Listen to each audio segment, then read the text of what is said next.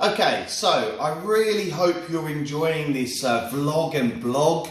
It's great to share our experience with you because, you're just one deal away from a completely different life. And if you've got a drive and a passion to become property investors and developers, well then the question I would like to ask is, what the hell is stopping you? Get involved. Start hanging around with great people. So of our 7-step system, the Property Freedom Formula, you can apply this 7-step system to any property strategy. We are a one-stop shop here at Assets for Life. So when you join the team and we educate you, we will want you focusing on high cash flowing models, and also models like commercial conversions and land development where you make big lumps of cash. What we call the appraisal part of the system. And this is really important because the numbers do not lie. So Jay, would you like to tell our audience how you start an appraisal, what you do, Absolutely. And things to be thinking about? Absolutely. In just a few moments. At Appraisal, we have in Assets for Life, we have created a very simple feasibility spreadsheet, where we got all the information that we need based on our experience in previous projects, and we just input numbers in there. So we start, obviously, the most important one is gross development value. We look at sold properties within half a mile radius in the last 2 years, and make an assessment on how that is, whether that's a true value or not. Sometimes you get the stages go carried away ramping up that number, so you cannot really trust them. You need to go back to sold prices and make your own assessments. Then once with the gross development value, you start inputting different parts of the DA. Those DAs will have a gap, let's say, for architect fees, also for structural engineers fees, also the cost of obviously the land.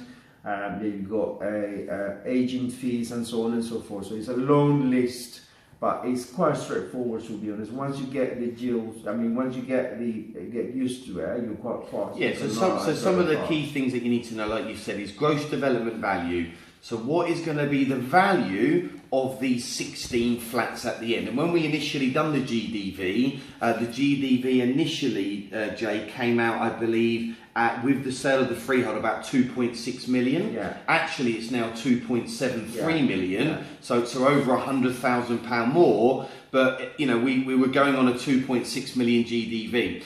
Once you know what the GDV is, what is the next number that you need to know? Is that the build cost? That's the build. Yeah, that's the GDV, gross development value, is obviously what the asset is going to be worth once you build it.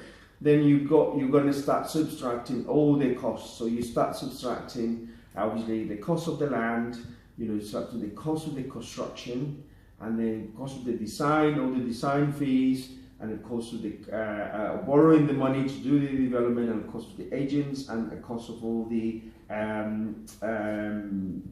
what's the other one called? Sorry, agency fees. Agency fees and the legal fees. Legal fees, conveyancing fees. All conveyancing fees and all the rest of the costs, and then obviously the difference is what you make, so it's a profit margin. Yeah. So it's all very well explained in that spreadsheet that we got. Yeah. So again, getting the right education, and once you've analysed a number of deals, it just becomes second nature, because you're going to know what your agent fees are.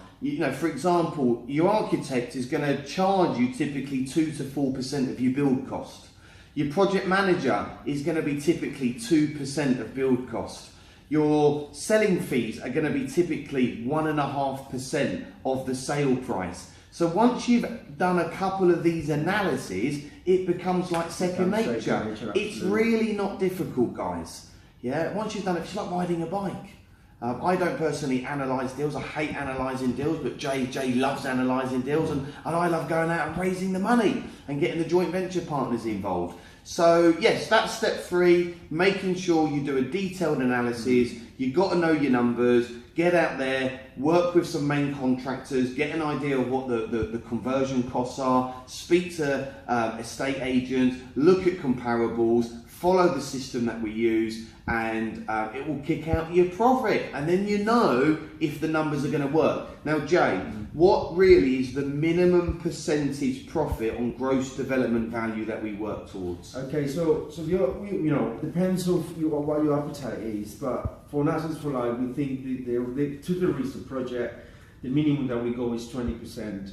And also, if you're not experienced developer, when you go and sit in front of a senior funder, they will say, look, what's your profit margin? Because if you don't have enough profit margin, something can go wrong and then you end up wiped out.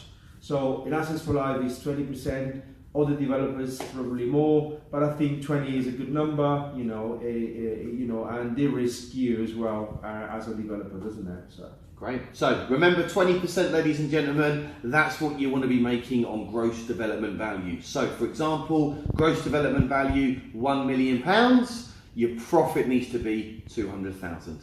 See you soon. All the best.